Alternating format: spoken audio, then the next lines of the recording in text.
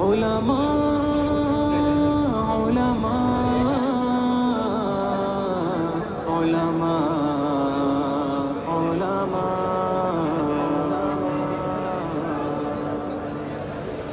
के आलिमों का मर्तबा बहुत बुलंद है, ये वारिसे रसूल है वफा পবিত্র কোরআন থেকে তেলাওয়াত শুনব। হাফেজ কারি মাওলানা আবুল বাশার, হাফেজ কারি মাওলানা আবুল বাশার।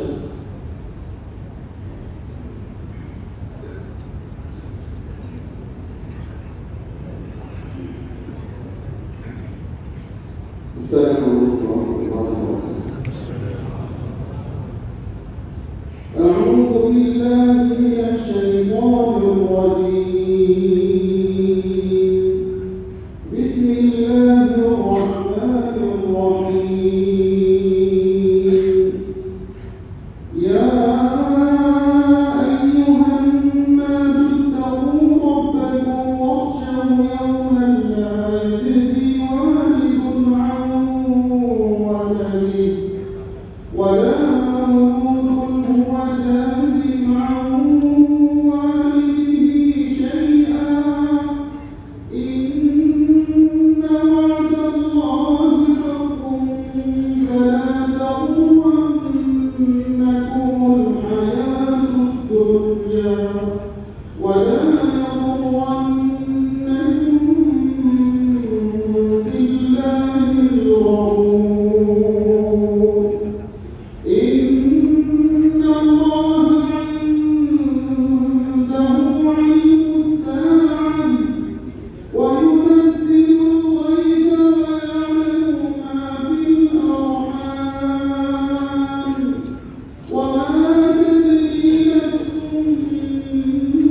ماذا تكسب غدا وما تدري نفس بأي أرض تموت إن الله عليم خبير. صلى الله عليه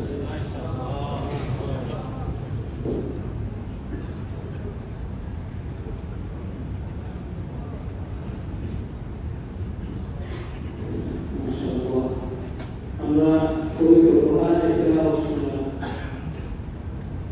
উভয় তেলাওয়াতের মধ্যে আল্লাহ রাব্বুল আলামিন ক্ষমা করবেন, আর যে ব্যক্তি আল্লাহ রাব্বুল আলামিন ক্ষমা করবেন তার জন্য জান্নাতি অবস্থায়। দ্বিতীয় নম্বর ওয়াহিদাল আযীম, মহা প্রতিদান আল্লাহ রাব্বুল আলামিন তাদেরকে দান করবেন। এই উপস্থিতি আজকের অনুষ্ঠানে এ পর্যায়ে স্বাগত বক্তব্য পেশ করবেন وزارة الأوقاف والشؤون الإسلامية الإمام الخطيب حضرة مولانا يوسف إسماعيل صاحب البركاته.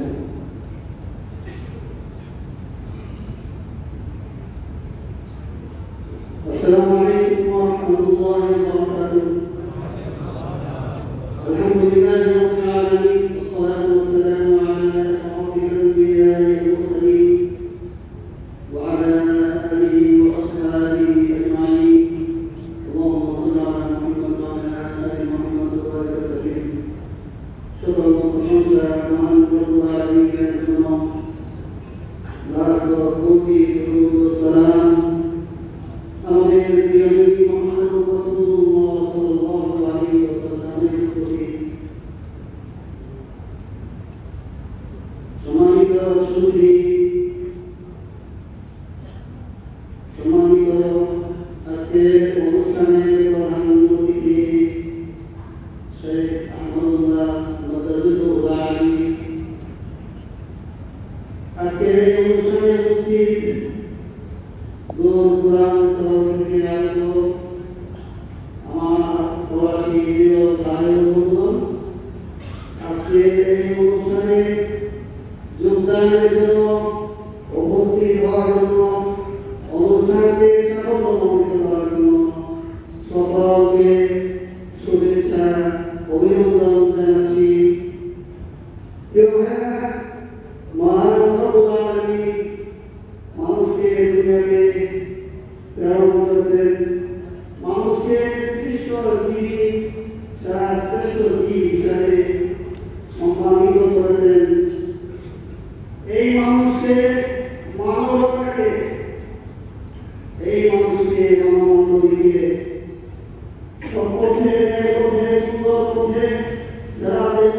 দিনের পথে পরিচালিত করার জন্য যুগে যুগে নবী ও রাসূল পাঠিয়েছেন। কোরআনের ভাষায় সুম্মা আরসালনা রুসুলানা তাতরা, একের পর এক আল্লাহ রাব্বুল আলামিন নবী ও রাসূল পাঠিয়েছেন। নবী রাসূলগণ মানুষকে সৎ পথের দিশা দিয়েছেন, সৎ পথে পরিচালনার জন্য উদ্বুদ্ধ করেছেন, ন্যায় সত্যের পথে চলার জন্য দুনিয়া এবং আখিরাতের সফলতা অর্জনের জন্য তথা তার সান্নিধ্য লাভের জন্য তারা পথ দেখিয়েছেন। এই ধারাবাহিকতায় আমাদের প্রিয় নবী মুহাম্মদুর রাসূলুল্লাহ সাল্লাল্লাহু আলাইহি ওয়াসাল্লাম যিনি আগমন করেছিলেন, তার বিদায়ের পর উম্মতের মধ্যে সর্বশ্রেষ্ঠ উম্মত উম্মতে মুহাম্মদিয়া সাল্লাল্লাহু আলাইহি ওয়াসাল্লামের প্রতি যে দায়িত্ব অর্পিত হয়েছে, সাধারণ মানুষের প্রতি যেমন বিশেষ করে ওলামায়ে কেরামের প্রতি সেই অর্পিত দায়িত্ব পালনের ধারাবাহিকতায় আজকের এই অনুষ্ঠান, আজকের এই মাহফিলে অংশগ্রহণের জন্য শুধু বাংলাদেশ থেকে আমাদের প্রিয় শেখ আহমদুল্লাহ সাহেব শত ব্যস্ততা উঠে করে অপেক্ষা করে আমাদের মাঝে উপস্থিত হয়েছেন। আমরা হযরতকে আবার শুভেচ্ছা স্বাগত জানাই এবং হযরতের শুকরিয়া আদায় করি। তিনি সকল ব্যস্ততা থাকা সত্ত্বেও আমাদেরকে সময় দিয়েছেন, আমাদের সাথে একটা সাক্ষাতের সুবন্ধ করেছেন এবং দিনের কথা সরাসরি শোনার জন্য শুরু করে দিয়েছেন। হযরতকে আমরা আবার অভিনন্দন জানাই এবং স্বাগত জানাই। আলাইকুম। পরিশেষে ভাই বন্ধুগণ, আজকে অনুষ্ঠানের শুরুতে আমরা যেভাবে বসে আছি শৃঙ্খলার সাথে, শেষ পর্যন্ত আমরা এইভাবে শৃঙ্খলার সাথে বসে থাকবো। হযরতকে সুন্দরভাবে আজকের বক্তব্য উপস্থাপনা করার জন্য আমরা সুযোগ করে দিব।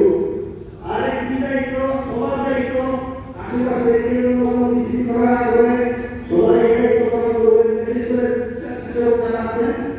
এবং আমরা এই শুরু থেকে শেষ পর্যন্ত আজকে মাহফিল শেষ করে শেষ পুনরায় করে এগিয়ে যাব। আল্লাহ হয়তো করতে পারেন আজকে এই অনুষ্ঠানে আমাদের পরজীবনের নামে বেশি হতে পারে। তো আমি আপনাদের সামনে কথা করতে চাই না, এখন হযরতকে বক্তব্য দেওয়ার জন্য আমি সুযোগ করে দিচ্ছি, এখন আমি দিয়ে দিচ্ছি। ধন্যবাদ। আমরা অনেক আমাদের কাঙ্ক্ষিত মেহমানের বয়ান শোনার জন্য সংক্ষেপে একটি কথা বলি, সেটা হচ্ছে আমরা জানি যে দারিদ্রতা আল-ফাকর এটা হচ্ছে একটি অনেক ক্ষেত্রে অভিশাপ, যেমন অনেক বেশি সম্পদ থাকে এটাও অভিশাপ, নিয়ামত যদি বেশি হয় সেটাও অভিশাপ, নিয়ামত যদি কম হয় সেটাও কি অভিশাপ। তো রাসূল সাল্লাল্লাহু আলাইহি ওয়াসাল্লাম সবসময় আমাদের করে একটা দোয়া করতেন। দোয়াটি ছিল আল্লাহুম্মা ইন্নী আউযু বিকা মিনাল খুবুথি ওয়াল ফাকর। এর কারণ কি ছিল? এর কারণ ছিল দারিদ্রতা একটি ভয়াবহ বিপদ। আমরা এখন ইনশাআল্লাহ আমাদের বন্ধুদের বয়ান শুনবো। এ পর্যায়ে আমাদের সামনে অত্যন্ত গুরুত্বপূর্ণ বক্তব্য পেশ করবেন বাংলাদেশের দারিদ্র নিরসনে অত্যন্ত গুরুত্বপূর্ণ ভূমিকা তিনি পালন করে যাচ্ছেন এবং সারা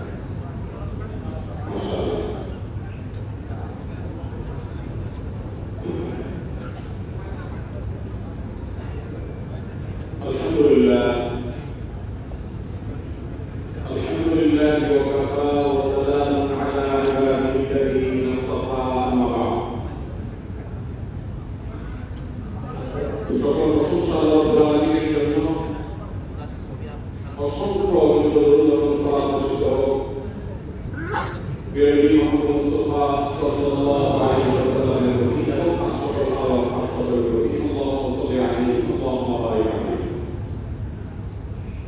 সম্মানিত ভাইসকল, কাতারের ইসলামিক অ্যাফেয়ার্স এবং ওয়াকফ বিষয়ক মন্ত্রণালয়ের অধীনে পরিচালিত আল-ফারহান ইসলামিক সেন্টার কর্তৃক আয়োজিত আজকের এই দিন আয়োজনের মধ্যমণি সম্মানিত ওলামায়ে আযম, বিভিন্ন জায়গা থেকে আগত আমার প্রাণপ্রিয় স্বদেশী কাতার প্রবাসী ভাইরা, পর্দার আড়াল থেকে যারা আমাকে শুনছেন সে সকল মা বোনেরা, আল্লাহ রাব্বুল আলামিনের দরবারে ফিতনার সংকুল এই সময়ে যখন বহু মানুষ হারায় লিপ্ত, টেলিভিশন চ্যানেলের সামনে চোখের গুনাহে লিপ্ত, কানের গুনাহে লিপ্ত, বহুবিধ ফিতনার মধ্যে বহু মানুষ নিয়োজিত,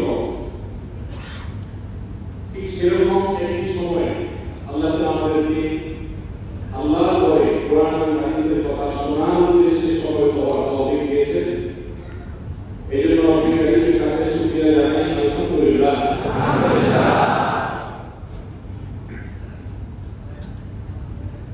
প্রিয় ভাই আমার,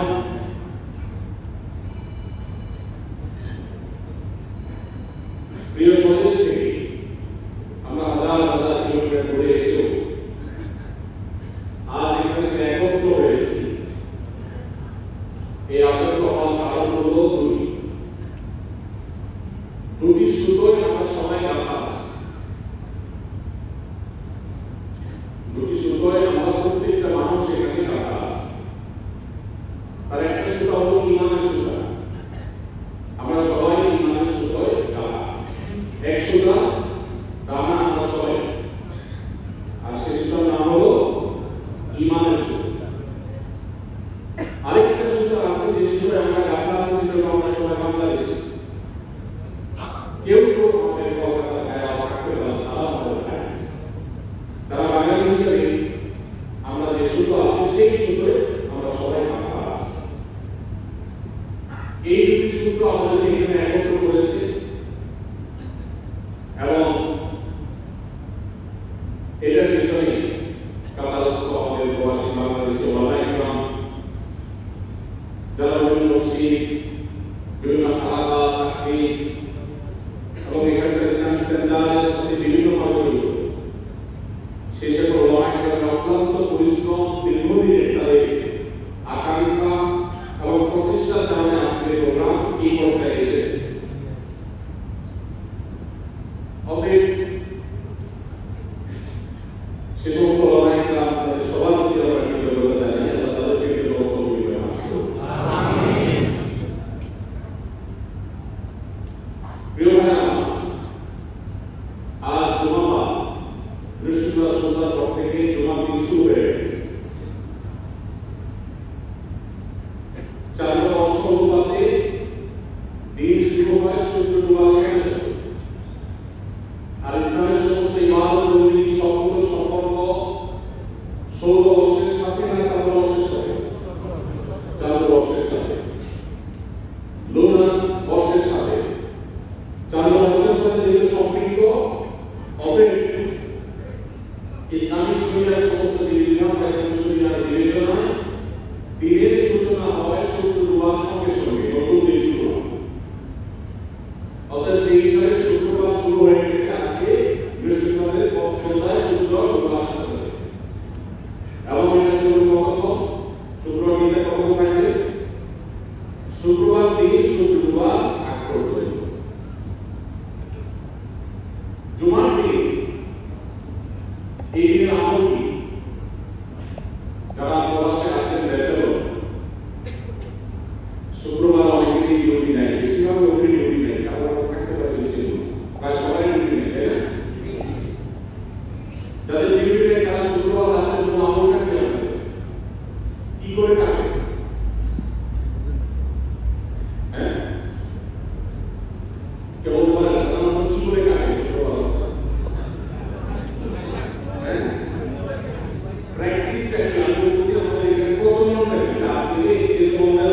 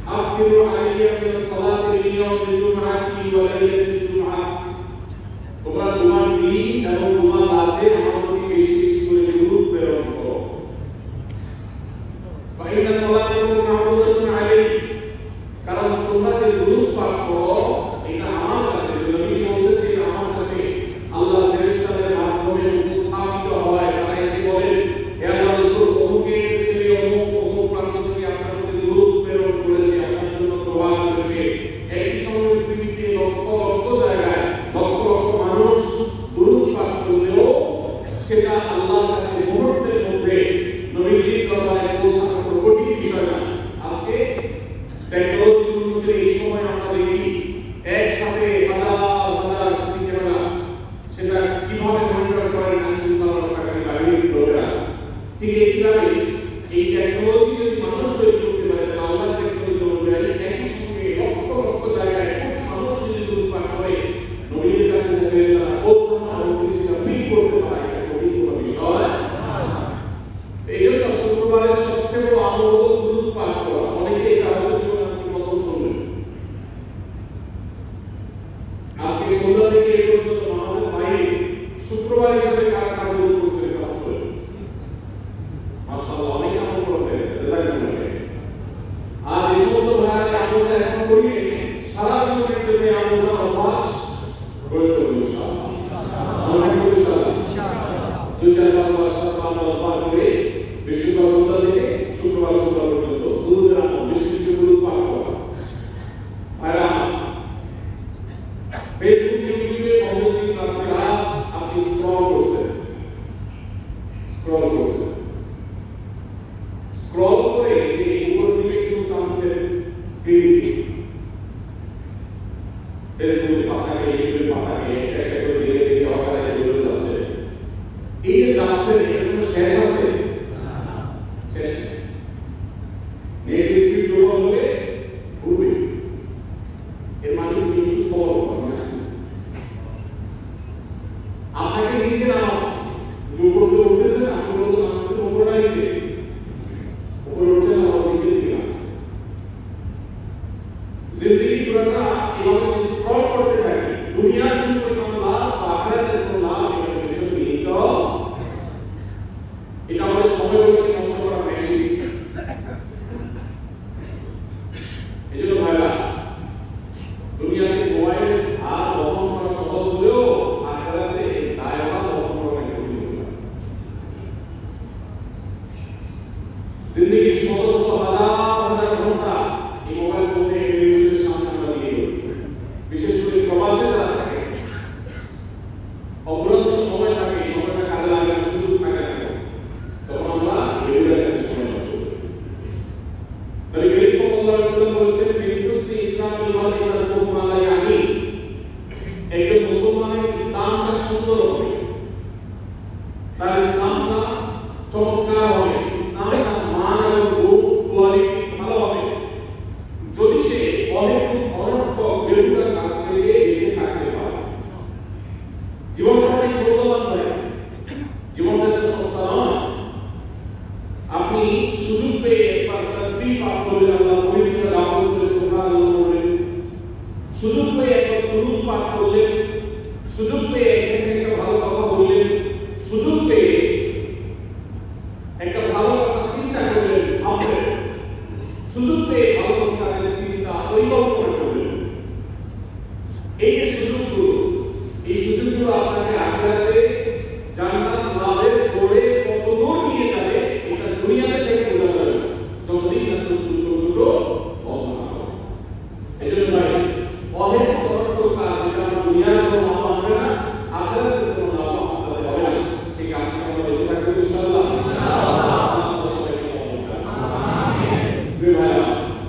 তাহলে জুমার দিন শুরু হবে, আমরা ইনশাআল্লাহ বেশি বেশি দুরূদ পাঠ করব। আমাদের ইনশাআল্লাহ জুমার দিনে আজকে গুরুত্বপূর্ণ আমল হলো সূরা কাহফ তেলাওয়াত করা। যাদের সুযোগ আছে তেলাওয়াত করতে পারেন তারা সূরা কাহফ পড়বেন। এতে যদি তেলাওয়াত করে কিয়ামতের দিন এই সূরা তার জন্য নূর বা আলো হবে, আলো। যদি এই মুহূর্তে সব বিদ্যুতের লাইনগুলো অফ হয়ে যায়, কেমন হবে পরিস্থিতি? 2 দিন 4 দিন যদি বিদ্যুৎ না আসে, আল্লাহ না করুন, যুদ্ধ বিধ্বস্ত গাজা মুসলমানরা আমাদের অসহায় নির্যাতিত নাগরিকরা এমনকি শিশুরা তারা বাবা মা হারিয়েছে। তারা জানে বিদ্যুৎ চলে যাওয়া, পানি চলে যাওয়া, লাইনগুলো বিচ্ছিন্ন হয়ে যাওয়া, দিনকে দিন সেগুলো শেষ হয়ে যাওয়া, ধ্বংস হয়ে যাওয়া, এটা কত কষ্ট, কত আঘাত, কত পরীক্ষা, এটা তারা বলবে। আমাদেরকে এরকম কষ্টের মধ্যে পড়তে পারি। এই জন্য অন্ধকারে যদি কারোর কাছে 10 দিন বিদ্যুৎ যাওয়ার পর যদি তার কাছে একটা লাইট থাকে যেটাকে তার সব কাজ দেখা যায় অন্ধকারের মধ্যে, তাহলে এই লোকটা কত বেশি সৌভাগ্যবান হবে। দুনিয়াতে যারা জুমার দিন সূরা কাহফ তেলাওয়াত করবে, কিয়ামতের দিন আল্লাহ রাব্বুল আলামিন তাদের কিয়ামতের ভয়াবহ ঘুটঘুটে অন্ধকারের মধ্যে দিনের কিয়ামতে আল্লাহ রাব্বুল আলামিন তাকে আলো, স্পেশাল আলো ব্যবস্থা করবে। আরেক ব্যক্তিকে স্পেশাল আলো দেওয়া হবে, সেটা হলো যে ব্যক্তি ওজোর অবস্থা ভালো করে ধরে, গরমের সময় ভালো করে ধোয়ার জন্য তাকে বলা হলো। শীতের সময় অনেকে বিধান না থাকলে গরমে না থাকলে তখন বুঝতে শুরু করে যেটা করে না ভালো করে উত্তর করে ধোয়, তার ওজোর অঙ্গগুলো জলজল করে আমাদের লাইনের সমস্ত কাজ দিতে থাকে। আবার সিজদার যে অঙ্গগুলো এগুলোও কি আমাদের দিন উজ্জ্বল হয়, জলে বিভিন্ন আল্লাহ রাব্বুল আলামিন আমাদের সবাইকে আখিরাতের ভয়াবহ অন্ধকারে আল্লাহর পক্ষ থেকে আলো লাভ করার তৌফিক দান করুন। আমিন। প্রিয় ভাইরা, আমাদের দোয়াটি দিল আমরা সূরা কাহফ তেলাওয়াত করা। যারা কাজ খুঁজে পাচ্ছেন না, যে ভাই ফ্যামিলি নাই, মা বাপ নাই, ভাই বোন নাই, পড়াশোনা নাই, বাচ্চা কাচ্চা নাই, তাহলে বলেন দিন সময় কাটাবো কিভাবে? এই জন্য এই মোবাইল তারা কাজ খুঁজে পাচ্ছেন, 100 বার 200 বার দূর করেন, সূরা কাহফ তেলাওয়াত করেন, আমরা কাজ খুঁজে পাই না। আমরা বলি টাইম পাস করবো কিভাবে? আজকে কিছু প্রশ্ন অনলাইনের মাধ্যমে আমাকে আয়োজক ভাইরা দিয়েছে। এর মধ্যে একটা প্রশ্ন দেখলাম, একটা বলছে ভাই প্রবাসে পরিবার নাই, সময় কাটাবো কিভাবে? আমাদের কাছে এত সময় কাটাবার ব্যবস্থা নাই, অথচ সাহাবায়ে কেরাম নবী সাল্লাল্লাহু আলাইহি ওয়াসাল্লামের কাছে এসে বলতেন, ইয়া রাসূল, ইসলামের বিধিবিধানগুলো এত বেশি, এত কোরআন বিধি করেছে যে প্রতিটা কদমে কদমে দেব। ভোর রাতে তাহাজ্জুদ দিয়া শুরু, ফজর, ইশা, চার, যোহর, আসর, মাগরিব, এশা, নফল, সুন্নাহ, কোরআন তেলাওয়াত, সারাদিন আমল, এগুলো করতে করতে কাহিল হয়ে যাবে। এত আমল সবগুলো করে কুলানো যায় না। আল্লাহ রাসূল আপনাকে সংক্ষেপ করে দেন, ইসলামের যেগুলো না মানলেই নয় সেগুলো আমাকে একটু শর্টকাট করে দেন, আমি যেগুলো করে পারি। তাহলে সাহাবায়ে কেরাম আমল করতে করতে সময় পাইতেন না। আর আমাদের কাছে এত সময়, এখন আমরা টাইম পাস করার জন্য কাজ করে যাই। জীবনে কত শুক্রবার চলে গেছে, ওই শুক্রবার শুনে কাজ আমরা করেছি, সবাই তওবা করেছি, কিন্তু আমার টাইম পাস করার জন্য আমি বলি কিভাবে টাইম পাস করব? আল্লাহ তাআলা আমাদেরকে কোরআন সুন্নাহ আলোচনার সময়গুলো নির্ধারিত করার তৌফিক দান করুন। আমিন। মোবাইল করে ফেসবুক, ইউটিউবে ঘন্টাকে ঘন্টা ফালতু বেহুদার ভিডিও দেখে, টেলিভিশনের বিভিন্ন প্রোগ্রাম অহেতুক অনর্থক দেখে আপনি বছরকে বছর সময় পার করবেন, বছরকে বছর সময় পার করবেন। আপনার অর্জন কি হল? কোন অর্জন হয়েছে? শয়তান আমাদেরকে নেক্সট করতে পারে। শয়তান বলে এগুলোর দরকার আছে, দেশের খোঁজখবর না হয়, দেশের খোঁজখবর এখানে কি কি কাজের মধ্যে করছে, কি কি উঠেছে, যে দেশ ধ্বংস হয়ে যাচ্ছে, একটা ভিডিওতে দেখলেন দর্শকে, তাহলে এবার আপনি থানায় চলে গেলেন যে দেশ রক্ষা করছে, হয়েছে এরকম কি লাভ? দেশ উদ্ধার আপনি ভিডিও দেখে করতে পারবেন না, বরং আপনার মধ্যে উদ্ধার হয়ে যাবে। দেশের রক্ষা করতে পারবেন না, নিজের ধ্বংস হয়ে যাবে। আল্লাহ রাব্বুল আলামিন আমাদের সময়ের কদর করার তৌফিক দান করুন। আমিন।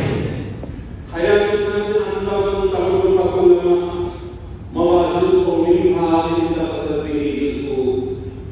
মানুষের জীবন হলো কিছু শ্বাস প্রশ্বাসের সমষ্টি ভাইয়া, কিছু শ্বাস কিছু প্রশ্বাস, এগুলোর সমষ্টির নাম হলো জীবন। মোবাইল টিপে কাটান আর আমল ইবাদত করে কাটান, সময় কিন্তু পার হয়ে যাবে, সময় কিন্তু আপনার জন্য বসে থাকবে না। কিয়ামতের দিন যখন দাঁড়াবে দেখবেন আমার মনে লেখা আছে মোট হায়াত আছে 70 বছর, এর ভিতরে 20 বছর শুধু ইউটিউবে গেছে। কিভাবে 20 বছর ইউটিউবে? কিভাবে? দিনের রাতে কত ঘন্টা হয়? 24 ঘন্টা। আমরা দিনে 11 থেকে কয় ঘন্টা ঘুমাই? 6 ঘন্টা। 6 ঘন্টা ঘুমাই। ছোটবেলায় ঘুমাইছি 8 থেকে 10 ঘন্টা। বুড়া হয়ে গেলে আমার ঘুম আসে না। গড়ে আমরা যদি 6 ঘন্টা ধরি, কখনো 10 ঘন্টা, কখনো 8 ঘন্টা, আবার কখনো 4-5 ঘন্টা, আমরা মাঝে মাঝে যদি 6 ঘন্টা করে ধরি, 6 হলে 24-এর কয় ভাগ হয়? 4 ভাগে। আপনার বয়স যদি 60 বছর হয়, মানুষের বড় আয়ু বেশি না। 60 বছর যদি আপনার বড় আয়ু হয়, কমে গেছে কত বছর? 15 বছর কমে শেষ। এবার আসেন কোম্পানির ডিউটি কত ঘন্টা যায়? 8 থেকে 12 ঘন্টা। বাচ্চার জন্য 12 ঘন্টা, কারণ কোম্পানির ডিউটি তো ছোটবেলায় করেন নি, আবার বুড়াবেলায় করবেন না।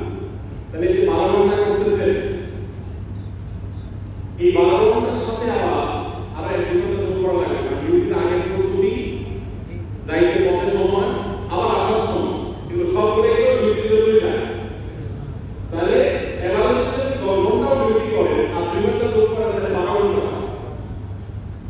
এই 12 ঘন্টা আপনি জীবনে সারা জীবন করবেন, ছোটবেলা থেকে 20 বছর পর্যন্ত ডিউটি করেন, তাহলে আপনার জীবনের অর্ধেক যদি ধরি, অর্ধেক সময় ডিউটি আপনার গেছে, তাহলে 12 ঘন্টা অর্ধেক কত হয়? 6।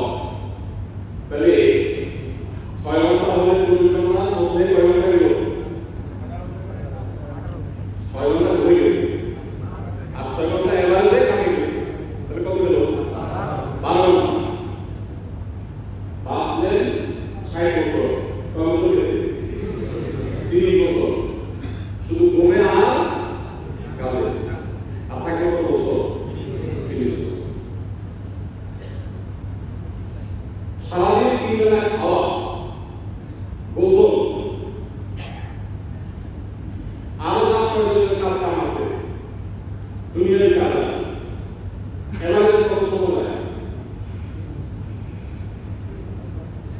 2 ঘন্টা কম। ছোটবেলা খাইতে আর বেশি সময় গেছে, আপনার মা কিছু কিছু জড়াইছে, 1 ঘন্টা আগামী খাবেন। আবার বয়স হয়ে গেছে তখন 10 মিনিট লেগে গেছে। এবার যদি আমরা ধরি 3 বেলা খানা, গোসল, পেশাব পায়খানা সব মিলিয়ে 2 ঘন্টা ধরি। 2 ঘন্টা হওয়া 3 বেলা খানা, ঘুম, গোসল, কয়েকবার পেশাব পায়খানা সব মিলে 2 ঘন্টা হওয়া 3 ঘন্টা ধরি। তাহলে 3 ঘন্টা ধরলে 7.5 বছর হয়। সারা জীবন কত বছর হয়? তাহলে 30 এর 7.5 কত হলো? 37 বছর।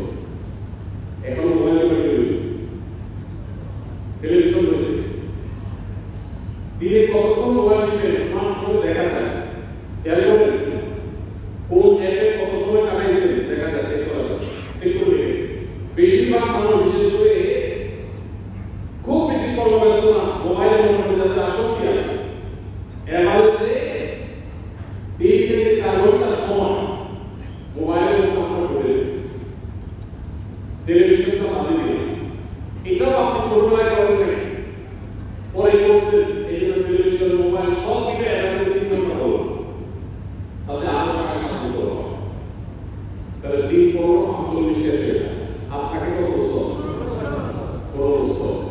60 বছরে 45 বছর শুধু খাওয়া দাওয়া, পেশাব পায়খানা, গোসল, মোবাইলের ডিউটি আর কোম্পানির ডিউটি, এসব কাজ শেষ। আর থাকতে কত বছর হয়?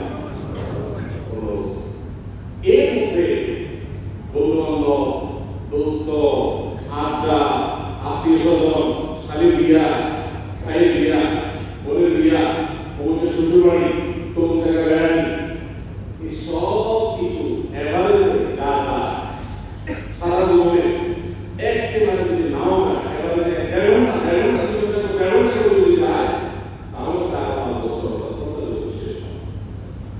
5 বছর 60 বছর 50 শেষ। এবার আসেন বালির হওয়ার আগে ছোটবেলায় কোনো ইবাদত করার সুযোগ পাবে, আছে? তখন তো খেলা চলছে, অন্তত 8 বছর পর্যন্ত তোমায় করেছে না, এবাদত না বলতে গিয়ে সিজদা না করা, দোয়া মাসালি কানাকাটি কোরআন তেলাওয়াত আছে কিছু? তাহলে 60 বছর থেকে যদি এই ছোটবেলা আমার বছর পাপ দেয়, আর কয় বছর থাকে আগে জীবন হিসাব পাইছে মিলছে কি মিলল? কেমন ময়দানে যখন আল্লাহ দেখবে 15 বছর ঘুরে গেছে, 15 বছর কোম্পানি ডিউটিতে গেছে, এত বছর এতটা গেছে, তত বছর এতটা গেছে, সব মিলা 1 1.5 2 2.5 বছর সব মিলাই পাওয়াতে পাওয়া গেছে কিনা সম্ভব? আল্লাহর কাছে কোন মুহূর্তে বলবে আল্লাহ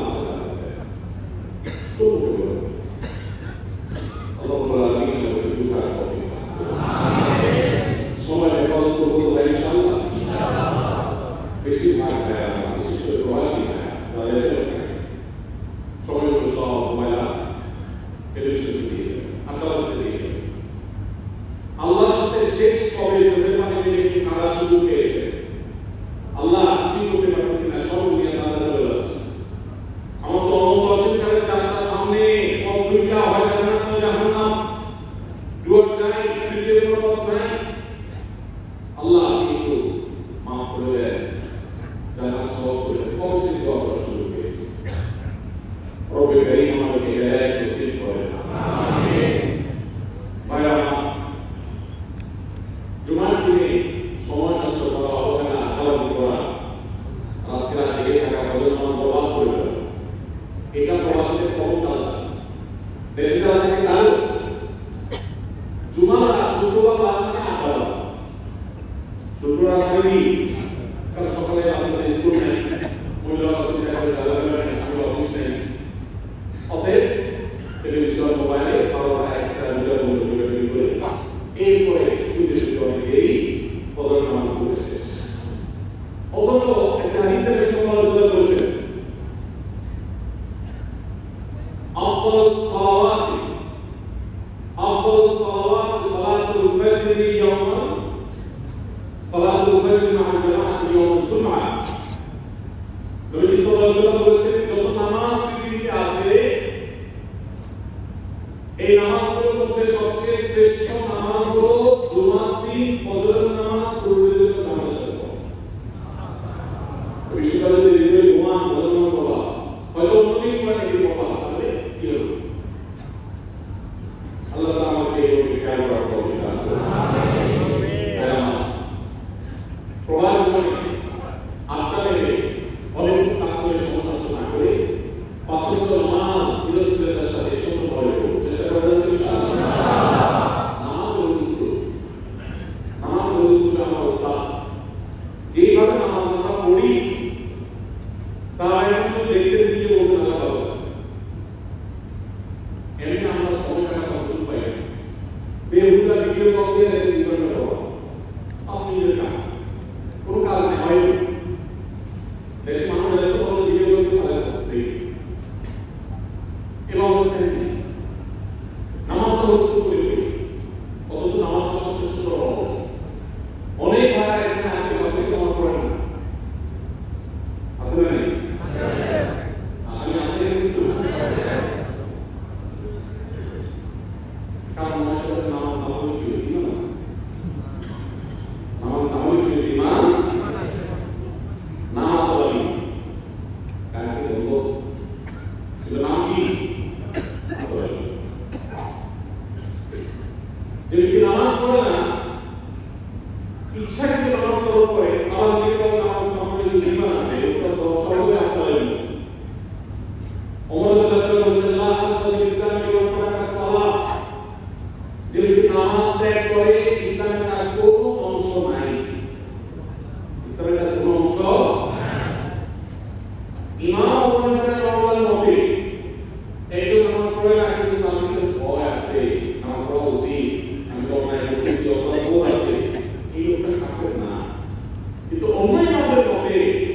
ইচ্ছাকৃত ঠান্ডা মাথায় যায় না এলাকাতে সেট করছে সকাল 7টায় তাহলে বদল হয়ে যাবে কারণ এই সবার সময় নিয়ে করতে বদল করবে না কোন ইমাম বলতে এই লোক কাফের সে মুসলমান না এজন্য পাঁচওয়াক্ত নামাজকে উদ্দেশ্য করব ইনশাআল্লাহ নামাজ ছেড়ে আর যাই হোক মুসলমান নামাজ ছাড়া থাকতে পারে না আল্লাহ বাইনা ওয়া বাইনাহুম as-সালাহ আত-সালাহ নবীজি বলেছেন অমুসলমানদের সাথে আমাদের পার্থক্যই হলো নামাজ যদি নামাজ ছাড়ে সে যদি মুসলমান হতে পারে অতএব প্রবাসী বিশেষ করে আপনাদের দেশে আছেন এইরকম দেশে নামাজ পড়া সহজ হবে কি ইউরোপ আমেরিকাতে যারা থাকে মুসলিম প্রধান দেশগুলোতে যারা থাকে চাইলেও নামাজ পড়তে পারে না কোম্পানির ডিউটিতে নামাজ পড়ার সুযোগ দেয় না অনুমতি দেয় না ছুটি দেয় ফরজ নামাজ পড়তে দিবে না কিন্তু আপনাদের ডিউটিতে নামাজ পড়তে বাধা দিবে না বাধা দেয় না এই নামাজ যদি না করে করেন কিয়ামতের দিন আল্লাহর কাছে পাকড়াও হবে যে তুমি তো ইবাদতের সুযোগ পাইছো এরপর আল্লাহ তাকে কাটাইছো কি জবাব এটা নাসিরের মসজিদে পাঁচ ওয়াক্ত নামাজ জীবনের জন্য আমার জীবন চলে গেলে আমি নামাজ ছাড়বো না ইনশাআল্লাহ আল্লাহ আমাদের সবাইকে ভালো করুন আমিন আল্লাহ সবাই আমাদের করুন আমিন আমাদের নবী সাল্লাল্লাহু আলাইহি ওয়াসাল্লাম মৃত্যুর আগ মুহূর্তে ওফাতের ঠিক আগে তার যে বুঝা ছিল এবং সেখানে তার কবর যারা মনে গেছেন তারা দেখছিলেন আর যারা জানেন না তারা ভিডিওতে ছবি দেখছেন নবী সাল্লাল্লাহু আলাইহি ওয়াসাল্লামের কবর এবং তার মিম্বর এই মসজিদের ওই ওয়াল থেকে এই পর্যন্ত ওই জায়গায় আমার বাসা ছিল তিনি মৃত্যুর আগে অসুস্থ হয়ে গেছে উঠে দাঁড়ানোর মতো শক্তি নাই এদিকে নামাজের রক্ত হয়ে গেছে তাকে উযু করার জন্য পানি আনা হলো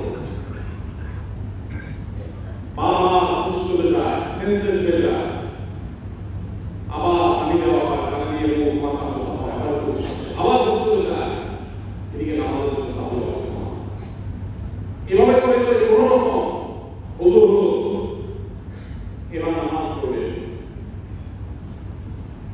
ওই ওয়াল থেকে এত অসুস্থ যে একজন মানুষ হবে হুঁশ থাকে না বেহুশ হয়ে যায় অসুস্থতা চলে আর শোয়া থেকে উঠে দাঁড়ানোর ক্ষমতা নেই ইসলামী শরিয়ার দৃষ্টিকোণ থেকে এই অবস্থায় জামাতে নামাজ না পড়ে নিজ জায়গায় নামাজ পড়া কি জায়েজ না জায়েজ জায়েজ এই মাসলার উপর আমরা সবাই বড় উজু করা লাগে অথচ এইরকম সময় পর্যন্ত নবী সাল্লাল্লাহু আলাইহি ওয়াসাল্লাম ওই বাসা থেকে এই সামান্য একটু জায়গা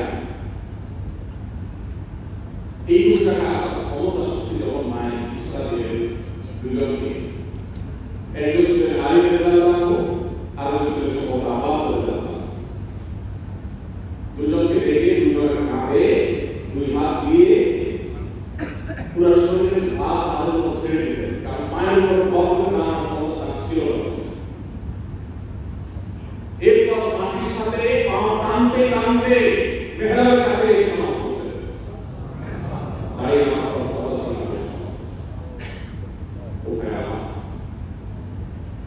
সুস্থ শরীর নিয়ে সামান্য কয়েকটা রেয়ার বিনিময় কোম্পানিতে 8 ঘন্টা 10 ঘন্টা 12 ঘন্টা সময় দিচ্ছে আল্লাহকে দিলে 2 ঘন্টা 1 ঘন্টা সময় দেওয়ার সুযোগ আমার যদি না হয় তো আমার মতো বেঈমান আমার মতো নাফরমান আল্লাহ কতটা এই গাফলতের জীবন আল্লাহর কাছে দেওয়া লাগে না লাগে না বড় বিপদের মধ্যে যাচ্ছে চোখ বন্ধ করে দেখে দেখি কয়েকদিন আগে কোনো বাচ্চা ছিলাম ছোট ছিলাম খেলাধুলা করতাম এখন 30 40 45 50 হয়ে গেছে হঠাৎ করে মনে করলো যে কোনো মুখে এসে বলে টাইম হয়ে গেছে চলো আল্লাহর কাছে জবাব করা জায়গাটা যদি পরিষ্কার থাকে নামাজ ঠিক থাকে নবী সাল্লাল্লাহু আলাইহি ওয়াসাল্লাম বলেন আউয়ালু মা ইয়াহসাবু বিল আবদি ইয়াওমাল কিয়ামাতি আস-সালাহ কিয়ামতের দিন বান্দা আমল সর্বপ্রথম যে আমাদের হিসাব নেওয়া হবে সেটা নামাজ। যে ব্যক্তি নামাজ হিসাবে মোটামুটি ঠিকঠাক ধরা পড়বে, ঝামেলা নাই, পাঁচ ওয়াক্ত নামাজ পড়ছে, কখনো ছাড়ে নাই ইচ্ছাকৃত, কখনো ভুলে চলে গেছে, কালো হবে, বছরে 2 বছর সেটা ভিন্ন কথা। ইচ্ছাকৃত নামাজ কখনো ছাড়ে নাই, ঠিকঠাক মতো আদায় করছে, এই নামাজের হিসাবটা দিয়ে আল্লাহ কিয়ামতের ময়দানে সব হিসাব শুরু করবেন, একটা করে সব। এরকম নামাজ দিয়ে শুরু হবে। যখন নামাজ দিয়ে শুরু হবে, নামাজটা যদি কারো ঠিকঠাক বের হয়, নবী বলেছেন ফাকাদ আফলাহা ওয়া আনজা, তাহলে এই ব্যক্তি সাকসেস, এই ব্যক্তি আখিরাতে পা পেয়ে যাবে। অন্য সব সহজ হয়ে যাবে নামাজটা তার ঠিকমতো থাকে। আর যদি নামাজের হিসাবে ধরা পড়ে যায়, না এত ভেজাল, ওয়াক্ত মাপতেছে, ছিল খেলার মজুর ছিল, নাটক ছিল, মোবাইল কিনছে, জমা হয়ে গেছে, যায় নাই, আমাদের হিসাবে যদি ভেজাল ধরা পড়ে, ফাকাদ খাসিরা নবী বলেছেন শেষ এই ব্যক্তি শেষ, আর সামনে আগাইতে পারবে না। কোনো দান সাদাকা করে, অন্য কোনো আমল করে, ওই যে নামাজ যদি ভেজাল থাকে, ওই ভেজাল দিয়ে আর করা যাবে না। এই জন্য 5 ওয়াক্ত নামাজ ইমানদার কখনো ছাড়তে পারে না, জীবন যেতে পারে, নামাজ ছাড়া যাবে না। কোরআনে কারিমে একটা বিধান যেটাকে বলা হয় সালাতুল খাউফ। সালাতুল খাউফ মানে কি?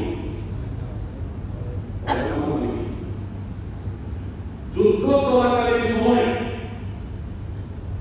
এখনকার মতো দূর থেকে চুষ্টাস না, তখনকার যুদ্ধ ছিল সম্মুখ যুদ্ধ, তরবারি নিয়ে সামনাসামনি যুদ্ধ। একটু থেকে ওই দিকে যদি ঘাট ফিরায়, ঘাট ফেলে দিবে, এরা থাকতে হয়। তাহলে সেই যুদ্ধের মধ্যে নামাজ পড়বে, নামাজের আগে সত্তর যুদ্ধ করে শেষ করে ফেলবে। সালাতুল খাউফ বিধান আল্লাহ নির্দেশনা দিয়েছেন যে যুদ্ধের ময়দানেও যদি আমাদের রক্ত হয়ে যায়, তাহলে মুসলমান যোদ্ধা যদি থাকে 500, 250 যুদ্ধে রত থাকবে, আর 250 ইমাম একজনকে বানায় নামাজ পড়াবে। ইমামের পিছনে 1 রাকাত নামাজ পড়বে। মুসাফির অবস্থা থেকে যুদ্ধ তো দূরে হবে, সফর অবস্থা সালাতুল খাউফ 2 রাকাত মুসাফির নামাজ। তাহলে ইমামের পেছনে থাকবে 1 রাকাত করবে, কারণ টানা 2 রাকাত করতে গেলে যদি সবটা শেষ করে ফেলে, এই জন্য 1 রাকাত করে ইমাম সাহেব যখন 2 রাকাতের জন্য দাঁড়ায় যাবে, এই আয়াত যুদ্ধ চলে যাবে। আগে যখন তারা যুদ্ধ করতো, তারা ইমামের পিছনে এসে দাঁড়াবে, তারা করবে 1 রাকাত নামাজ, কিন্তু 1 রাকাত করে চলে গেছে। তাহলে পরের গ্রুপ এসে আবার 1 রাকাত করে তারা চলে গেল। তারা যে যখন লড়বে, তখন তারা 1 রাকাত করে চলে গেছে, তারা ঘুরে আসবে। এই ইমামের 2 রাকাত শেষ নামাজ হয়ে গেছে। তাহলে প্রথম তারা 1 রাকাত করে চলে গেছে, তারা নিজেরা বাকি 1 রাকাত করে সালাত দিয়ে শেষ করবে। এরা তারপরে আবার ওই দ্বিতীয় গ্রুপ আসবে, এসে তারা আবার 1 রাকাত করে সালাত দেবে। বুঝতেছেন নামাজ কি জিনিস? আল্লাহ বলতে পারেন জীবন বাঁচাও, পরে বাঁচে থাকতে হায়াতে নামাজ কাজা করি। জিহাদের ময়দানে যুদ্ধ যদি এইভাবে নামাজের নির্দেশনা করে থাকে, তাহলে শুধু মোবাইল টিপে থেকে, টেলিভিশন দিয়ে চেয়ে থেকে, আড্ডা দিতে বসে থেকে, অবহেলা করে ঘুমাই থেকে যদি নামাজ কাজা হয়, কি জবাব কেন বলতে হবে? কোনো জবাব দিয়ে করার সুযোগ আছে?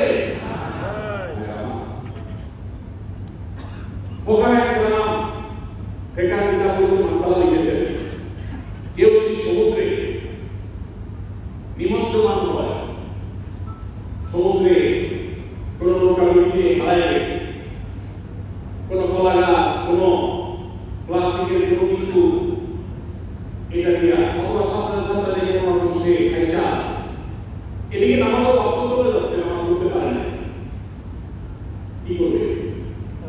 আগে নামাজ চাইলে পরে নামাজ কাজা করবে না। ওকে একটা বড় প্রমাণের আগে ওই অবস্থা থেকে নামাজ পড়তে হয়। এখন প্রশ্ন হলো, সমুদ্রে ঢেউয়ের মধ্যে কেমন দিকে নামাজ পড়বে? দাঁড়াবে কিভাবে? রুকুসেজদা কেমনে করবে? রুকুসেজদা দরকার নেই, যে নামাজ ওই হয়।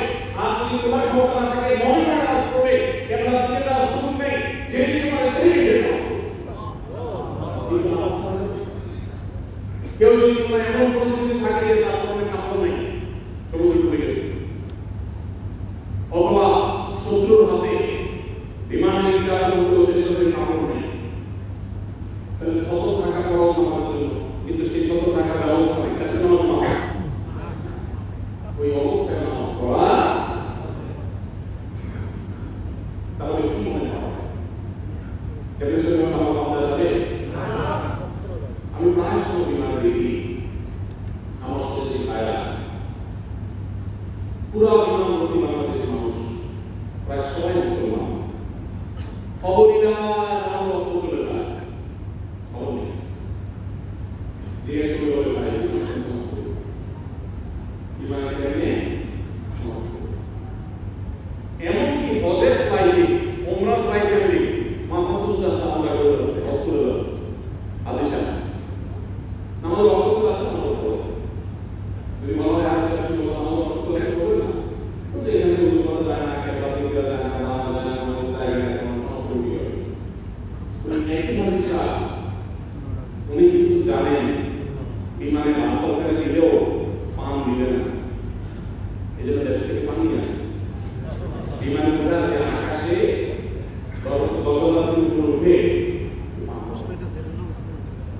এই জন্য সাথে পানি আসে, মাগা নামাজের ব্যবস্থা নেই, পানির ব্যবস্থা করে ফেলছে, নামাজের কথা বলে কি ব্যবস্থা তো আহা এই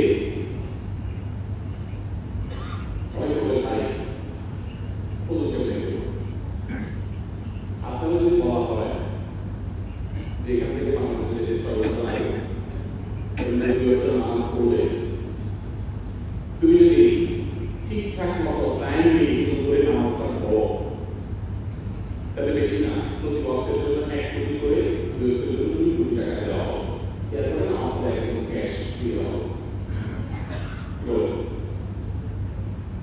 এই বলবেন না, এটা বলবে কেউ আমি বলতে পারবো প্রতিদিনের নামাজ পড়বো, প্রতিদিনের নামাজ পড়বো, হ্যাঁ সিট জায়গা মালা আমি আগে বলবো, ঠিক না? ইয়ার বসে যদি মানা করতে আসে ভাই মানে হবে না, তবে মায়ের দিল মায়ের 2 কোটি টাকা রাখে ওটা দিয়ে দিন, তুমি বলতে চাই না ওখানে থামো, ঠিক না? ঠিক আল্লাহর কাছে জবাব করার কোনো জায়গা থাকে ও ভাই, আজকের মধ্যে থেকে আসুন যে সমস্ত ভাইরা নামাজে গাফিলতি করেন, কোরআনের সিগনেচারটা রেফারেন্স আমি দেওয়ার চেষ্টা করেছি, বললে কোনটাকে কোনটা বলা যাবে, আসলে আজকে আমরা এখান থেকে নিয়োগ করি জান যাবে, জীবন যাবে, চাকরি যাবে, সব চলে যাবে যায়, আমি নামাজ পড়ব বিমানে আমি অবশ্যই জিজ্ঞেস করবো বিমান কয়টায় ছাড়বো, রাত 1:10 থেকে ছাড়বো, তাহলে দেশে গিয়ে সারা রাত নামবো, ফজরের সময় বিমান কোন দেশের উপর থাকবে সেই দেশের মাটিতে ফজরের রক্ত যখন হবে তখন করা লাগবে, তাই আমি আগে থেকে অনলাইনে লিখে দিব যে এখান থেকে বিমান যাওয়া 3 ঘন্টা পরে বিমান কোথায় রাখবে, সেই দেশের ফজর কখন হয়, ওই টাইম অনুযায়ী আমি নামাজ পড়বো, হিসাব করে করে আমাকে বের করতে হবে। যদি নামাজটা আপনার একবারে ঠিক থাকা বলতে একদম সময় মতো করবে না, সঠিকভাবে পরে একটা কি করবো, ধীরে সুস্থে নামাজ পড়ো। আমরা বেশিরভাগ মানুষ নামাজের মনোযোগ নিয়ে আমরা উঠি, আমাদের মনোযোগ থাকে না, এটা তো সঠিক না, আমাদের মনোযোগ থাকা যায় আমরা পরিশ্রম করি, কিন্তু বেশিরভাগ মানুষ নামাজে এত তাড়াহুড়া করে যে নামাজের কোয়ালিটি নষ্ট হয়ে যায়, তাড়াহুড়া করে আল্লাহ তাআলা বলেছে কোরআনে কথা আপনাকে ওই ইমানদাররা সফল হবে যারা তাদের নামাজের মধ্যে খুশু আছে, যাদের মনোযোগ আছে, আর মনোযোগ ধরে রাখার সবচেয়ে কার্যকর উপায় হলো ধীরে সুস্থে নামাজ পড়া, সময় নিয়ে নামাজ পড়া, যত সময় নিয়ে নামাজ পড়বেন তাদের কাছে নামাজ পড়তে 3 মিনিট লাগে, আপনি এখন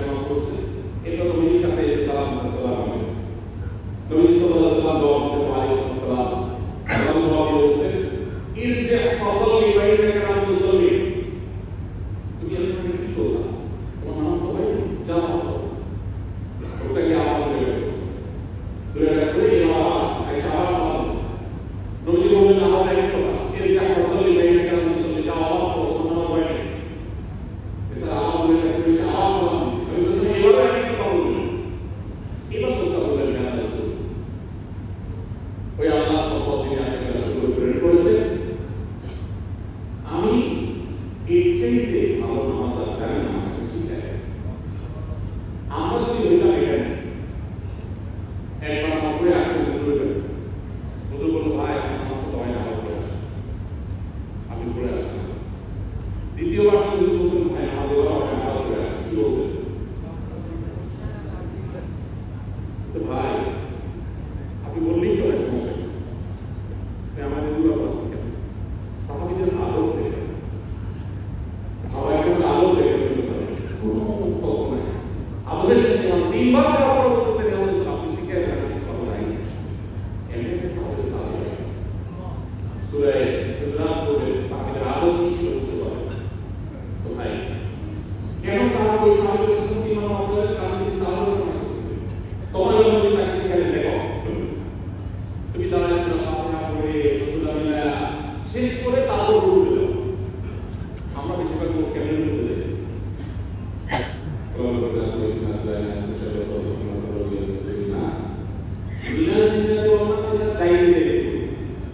এটা দাঁড়ায়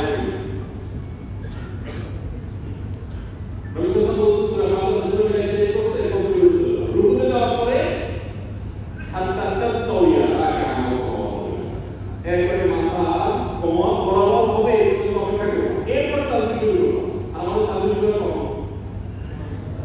প্রথম থেকে রুকুর অর্ধেক থেকে দাঁড়ানো থেকেই পিঠ সোজা হইতে না হইতে সুবহানাল্লাহ শুরু হয়ে একবার পড়া যাইতে যেতে একবার পড়াবে যেতে আরেকবার রুকুর মধ্যে আর 3 নম্বরটা রুকু নামাজ অবস্থা দেখছে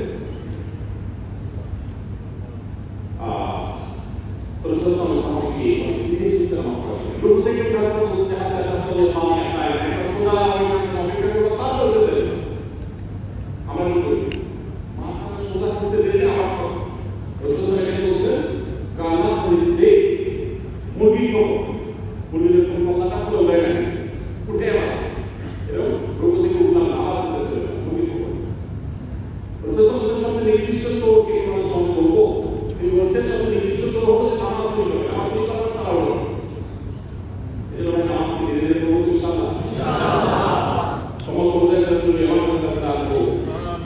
তার সময় এক ব্যক্তি খুব তাড়াতাড়ি করে নামাজ পড়তেছিল যে তাকে আগে না করে কতদিন এভাবে নামাজ পড়তে বলছেন 50 বছর ধরে পড়তেছে তখন তিনি বলেছেন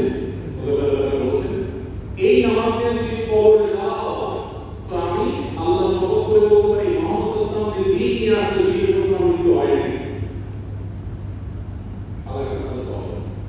নামাজ দিতে বলতে ইনশাআল্লাহ সময় বলতে ইনশাআল্লাহ জামাতের সাথে মুসল্লি বলতে ইনশাআল্লাহ আল্লাহ সবাইকে তৌফিক দান আমিন লম্বা সিজদা দুই সিজদার মাঝখানে হাদিসে লিখে তৈমন কিন্তু সিজদা যতটুকু সময় তার কাছাকাছি সময় দুই সিজদার মাঝখানে দিতে বলা হয় আমরা উঠতে দেই সিজদা দিতে যদি শুধু নামাজ থেকে সুন্দর করতে পারে আপনার দিনদারি অনেক দরকার আর বাকি থাকবে কি অন্য সব আল্লাহ থেকে বাঁচা আর মানুষের উপকার হয় কারো কোনো কষ্ট ওমান রিভিউ করতেছে এই বাকি মোবাইল করতেছে কারণ লস নাই সিসি ক্যামেরা নষ্ট দেখেন আছে দুনিয়া মোবাইল করতেছে দোকানে চাকরি পাইছে দুনিয়া টাকা খরচ আমার পরিচয় একটা আমি ওদের আমি গেলাম কাছে ভাই কেমন আছে আমাদের ভালো কেন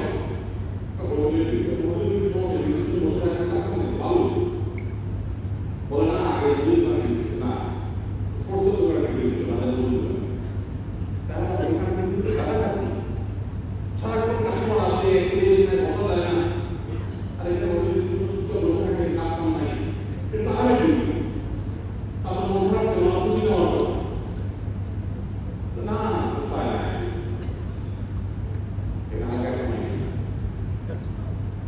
দোকানে আলগা নাই।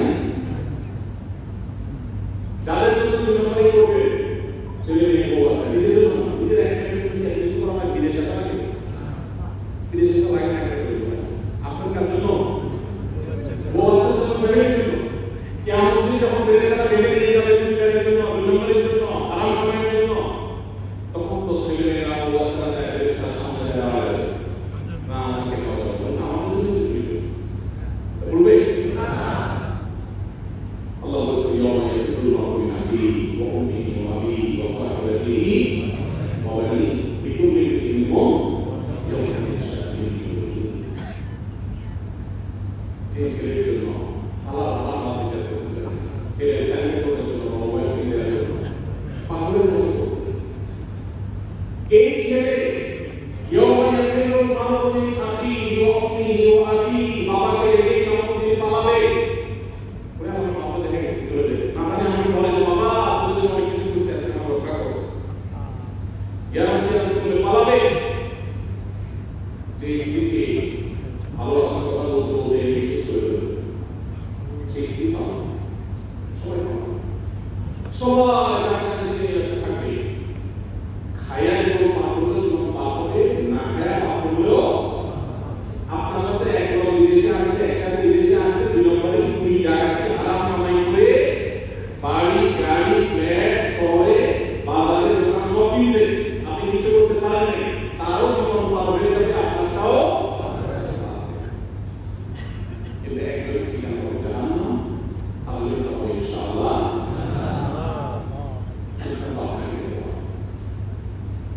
যত 2 নম্বরই কামাই করতে হবে, বিশেষ করে ভাবসার জন্য ভাবসা।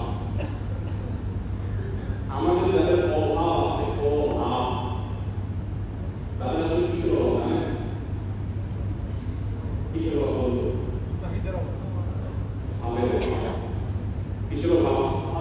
ভাবের অভাব। কিছু বাবার অভাব মানে হলো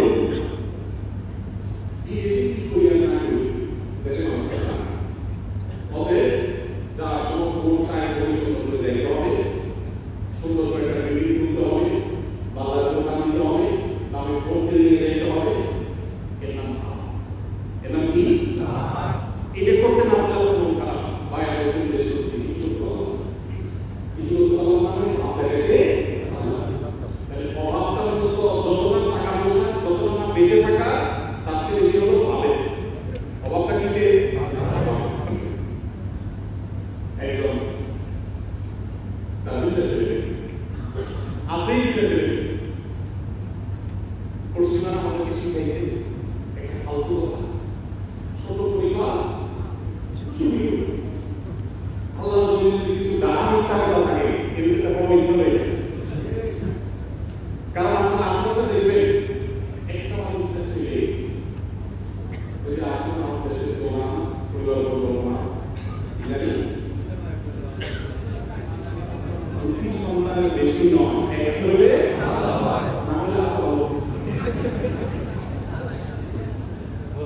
আসলে না হলে আল্লাহ দাঁড়িয়ে বলে না, আসলে না হলে আল্লাহ সেই মডেল কি নাম এই আরবদেরকে দেখে একজন 4টা 5টা 6টা 7টা 8টা 9টা 10টা না, পশ্চিমে যান, ইউরোপে যান,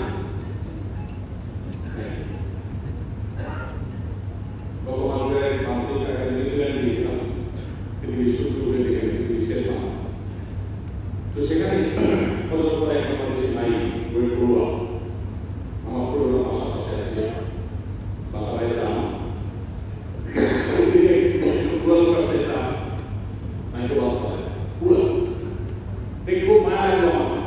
ফজরের পরে দেখি যে ওই লোকটা আসছে গায়ে মারা পুরো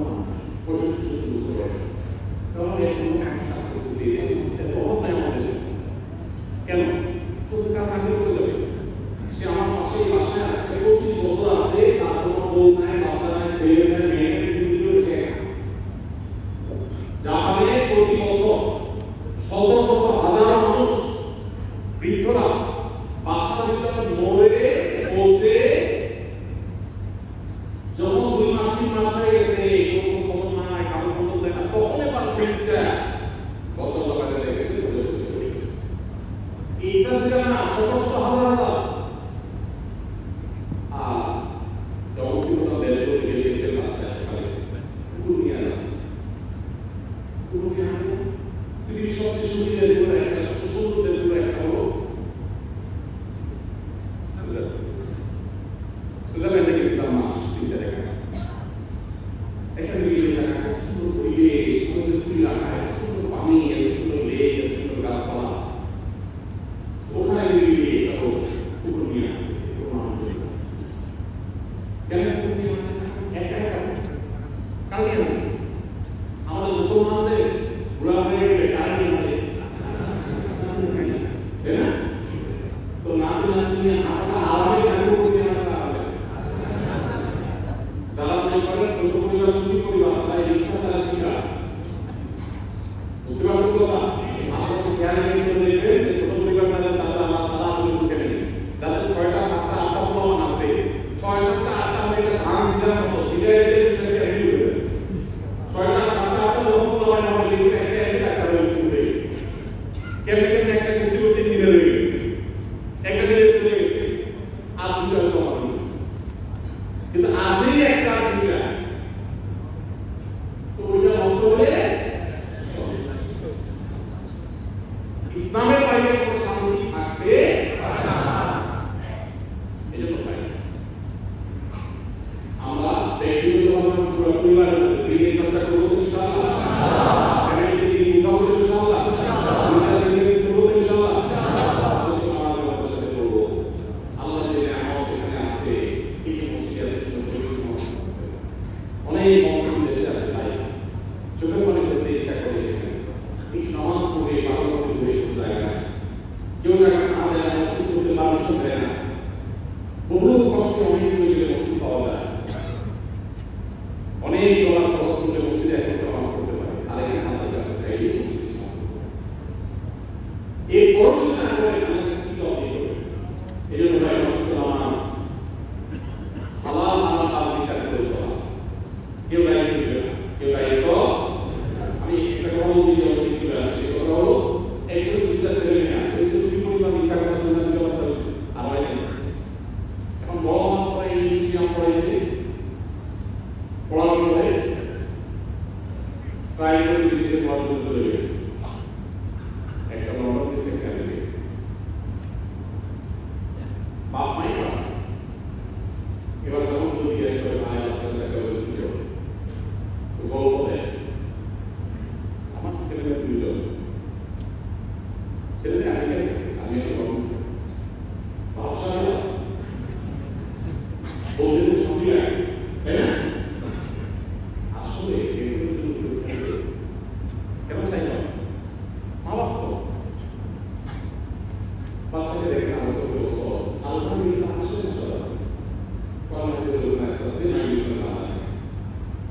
মানুষের কাছে ভাবসাব যাই করে কিন্তু ভিতর কোনো বিশ্বাস ভেতর থেকে বের হয় তো এই প্রভাব হয় বেশিরভাগ হবে ফ্যামিলিকে নিয়ে সিদ্ধান্ত নিতে হবে আপনাকে জান্নাতে যেতে চাইলে জান্নাতে যেতে চাইলে কে কি বলবো না বলবো অমুক ছেলে আর তুমি একসাথে যেতে পেলা সে কত কিছু করতে পারলো না এই কথা বলে বলবে বাপেও বলবে মায়েও বলবে সবাই করবে সবাই এয়ারপোর্টে এসে ঢাকা এয়ারপোর্টের সামনে দাঁড়িয়ে দেখবেন হতভাগা প্রবাসী বেচারা যা নিয়ে আসছে 2 গাড়ি 3 গাড়ি যা নিতে পারে ভিতর থেকে আবার নিচে হাতে 3টা 4টা তার অবস্থা খারাপ দেশ থেকে আসার সময় কিছু নেই এয়ারপোর্টে দাঁড়িয়ে বাকি টাকা দিচ্ছে ওই ব্যক্তি কেন মামা টাকা দিতে বসে দিয়ে দেন লাগেজটা তিনি বাড়িতে টাকা দিয়েছে মামা বলছে যে কি কেমন দিয়ে পালে টাকা চলতে বলে রাখে এরকম অবস্থা এরা কেউ কি আপনার হারামে টাকা নিবে এই জন্য সিদ্ধান্ত নিতে হয় পরিবারের সাথে বসে যে আমরা আসলে কি চাই আমাদের জান্নাত চাই তাহলে হারাম দেওয়া যাবে না কে কি বলবো আমার ভাষার দরকার নেই সবাই বলবো এই ফকির দেখো আমরা বলি এই গাল বলবো যে একটা সুখী হয় না, রঙ দিয়ে বাহিরে আফসাব জায়গা হয়, ভিতর দিয়ে সুখী সারা জীবন দোকানে কোম্পানির টাকা চুরি করবে, কোম্পানির টাকা দিয়ে কামাই করবে, 2 নাম্বার করবে, আর ব্যবসা করে মানুষকে বিদেশে কাজ দেওয়ার কথা বলে আইনে রাস্তা ছেড়ে দেবে। আর দিনের সাথে সাথে একামা বেতন 2000 এসব করে কিনা আসছে, আর রাস্তা রাস্তা রুলস আপনি ব্যবসা করে হিসাবে টাকা নিয়ে ব্যবসা করতে থাকেন।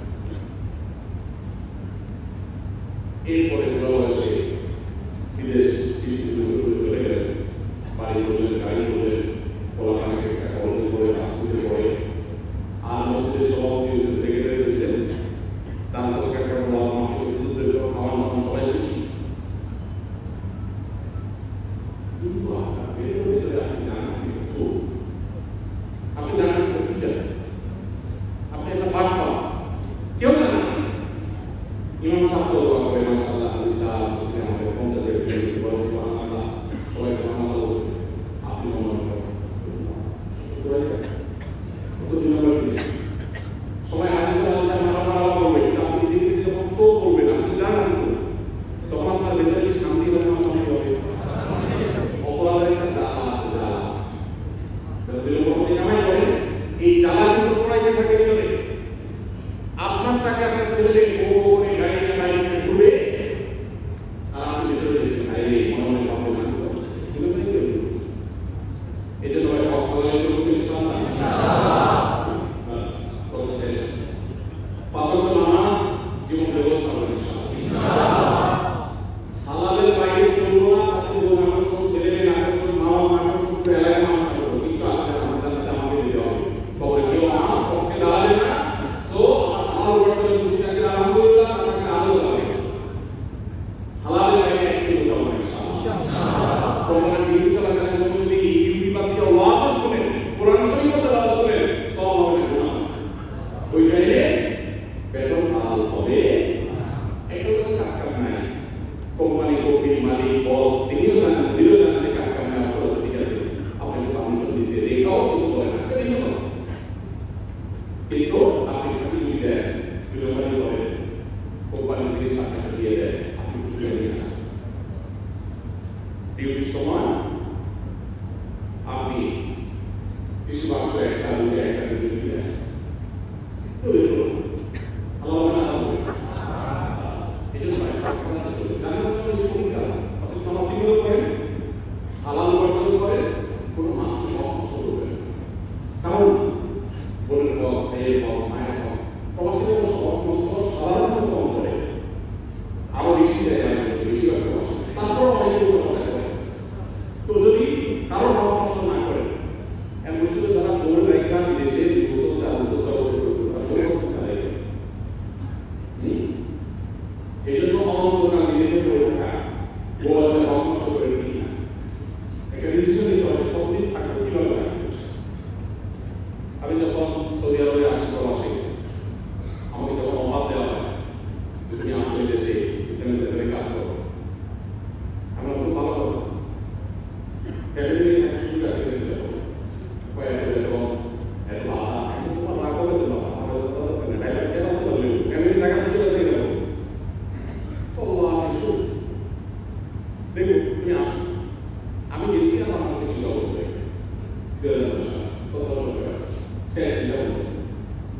এখন যদি বলো যে দেবের সাথে বলো ফ্যামিলির সাথে বলো, মানুষের সাথে সাক্ষা মারো আমার বলো কোনো বিষয় নেই, আমার বিষয় আগে তোমার চাকরি তোমার কাছে রাখো,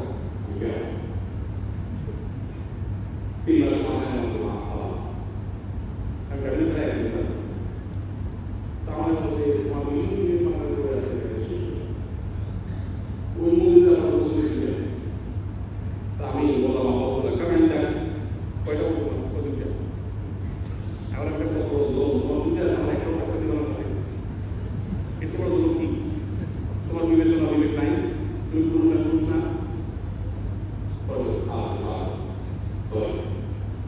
ওরা আমার চলে যাচ্ছে ভিসার ব্যবস্থা বলে আমরা জানাও আমার আসতেছি, তুমি আমার লাখ দিয়ে টাকা চলে গেছে, দেশে চলে যাওয়ার পরে তখন সৌদি আসলে আব্দুল্লাহ নাসির আল হুসাইন এখন নেই, ওনার মাধ্যমে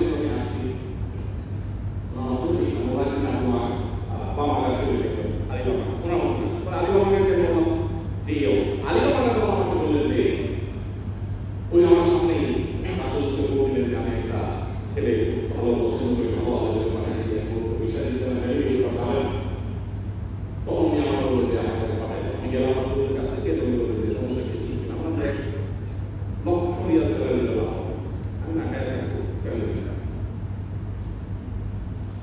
তোমার দেশে সম্বন্ধ হচ্ছে আমাদের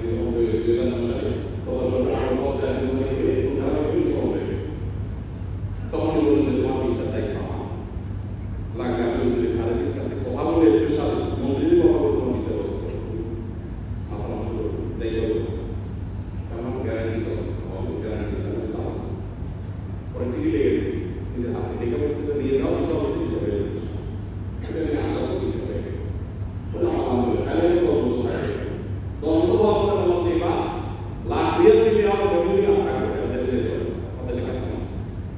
जिंदगी में लोग को तक है 20 বছর 25 বছর কোন পুরো হয়ে গেছে 10 মাস ভালো হয় না এর টাকা নেশা করে কোন শেষ হবে না। আল্লাহ আমাদের জীবনে লোক উদ্ধার করবে না। আমিন খাইতে যদি করে জিন্দগি পার হয়ে যাবে শুধু মরণটা বাকি থাকবে দেশে যাবে না করে বলে দেবে খবর চলে এই জন্য ভাই লোক নিয়ন্ত্রণ করতে হবে সবাই কথা বলতে হবে স্ত্রীর কথা দেখতে হবে। আমি যদি সবসময় বলি যারা বিদেশে আসে বেতন থাকলে তো ভালো বিয়ে করছেন বিদেশে আসলে ভিসা দিতে লাগে একটা এম্বাসি থেকে দিলেন আলাদা করে বউ যদি ভিসা ক্যান্সেল করে চাকরি দিতে হবে বুঝতে পারছেন বলতে পারে না বিদেশে করা যাবে না তাই চলে যেতে হবে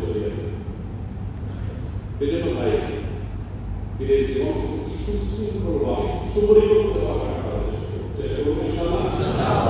নামাজ আল্লাহ জীবন ভালো যাচ্ছে বিদেশে থাকলে দেশে থাকলে জীবন কেসে যাচ্ছে না হবে এই জীবনকে কাজে লাগাতে হবে অর্থ ব্যবহার করতে হবে জীবনে অ্যাচিভমেন্ট থাকতে হবে কি করলাম আলহামদুলিল্লাহ ছেলেটাকে মানুষ করতে পেরেছি মেয়েকে মানুষ করতে পেরেছি স্ত্রীটা আমার মন মতেও দুজনে এক মতের মানুষ বানাইতে পারছি যেভাবে লোক আদরে স্নেহে মহব্বতে ভালোবাসা শাসনে মুসিবতে বিভিন্নভাবে সবাইকে জান্নাতুল বানাতে পারছেন। আপনার বাড়ি গাড়ি ফ্ল্যাট প্লট হোক আর না হোক আপনি সাকসেস আলহামদুলিল্লাহ যদি ফ্যামিলি সহযোগিতা দিতে হতে পারে চেষ্টা করলাম ইনশাআল্লাহ টাকা পয়সা যাই হোক আর না হোক পুরো পরিবারকে নিয়ে জান্নাতমুখী থাকবো জান্নাতমুখী থাকবো কারোর সাথে কম্পিটিশন করবো না আল্লাহ আল্লাহ কিন্তু ভাগ্য করবে আমার দরকার নাই আমি মানুষ চাই আমার পরিবারের সদস্যরা মানুষ হবে মুসলমান হবে আল্লাহ বিবাহ সেটা চাই আল্লাহর কাছে দোয়া করি চলতে কামনা করি এই মানুষ চেষ্টা করে যাবেন ইনশাআল্লাহ আল্লাহ সবাই আমাদের করবে আমিন।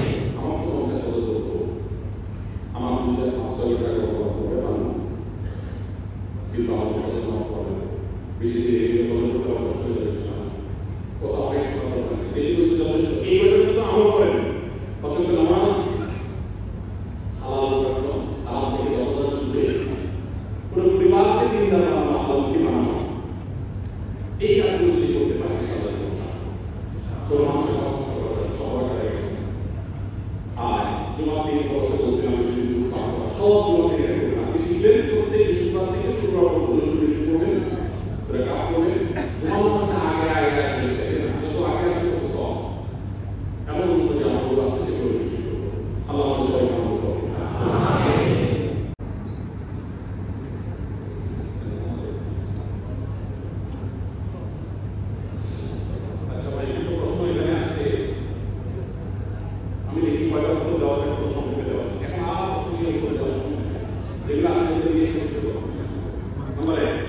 পরিবার থেকে দূরে থাকা অবস্থায় মানসিক অবস্থা সম্পূর্ণ মোকাবেলা এই পরিবার দেশে আসছেন বিদেশে আসছেন এখন আল্লাহ একা কিন্তু টাকা প্রথম কথা হলো প্রবাস জীবন করবে 6 বছর 2 বছর 4 বছর 6 বছর আলাদা বিয়ে লাগায় বিয়ে করে ফেলছেন আপনি সেটা করবেন এবার হয় বলে নিয়ে আসবেন আমি যদি করবেন এখন অংশ দেখা যাবে না আছে চাইলে তো আছে তাহলে নিঃসঙ্গতা একান্ত কাটানোর জন্য এবাদত করলে কি করে এটা থেকে বেশি কিছু কাজ করতে নেই কোরআন পড়া নেকাম ইসলামের কর্মকাণ্ড এগুলোর মধ্যে থাকে আল্লাহ সমাজে ক্রিয়েটিভিটি অভাবে কি ভাই এখন আমরা শুরু করে দিলেন আমি শেষ করে দিব এরপর প্রশ্ন হলো আমরা যারা প্রবাসে ফ্যামিলি নিয়ে থাকি অনেক সময় ব্যস্ততার কারণে সন্তান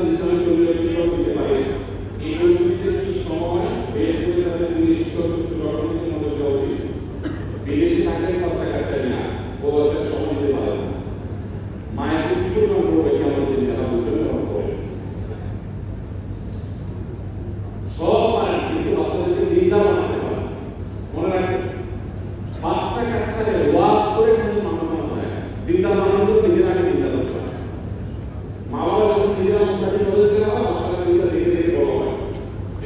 2 নম্বর প্রজেক্ট করবো ভালো পরিবেশ দেওয়া, ভালো ফ্যামিলির সাথে সম্পর্ক রাখা, ফ্যামিলি বাচ্চাদের ভালো কিছু শিখবে, ইউ ফ্যামিলির সাথে সম্পর্ক করবে না, নোমান শিখবে, ওকে ওকে ছেলে ভালো করে চালায়, আপনার বাচ্চাগুলো শিখবে। এই জন্য অমানুষ ফ্যামিলির সাথে না চলে মানুষ ফ্যামিলির সাথে চলতে দেখবেন বাচ্চা ভালো কিছু।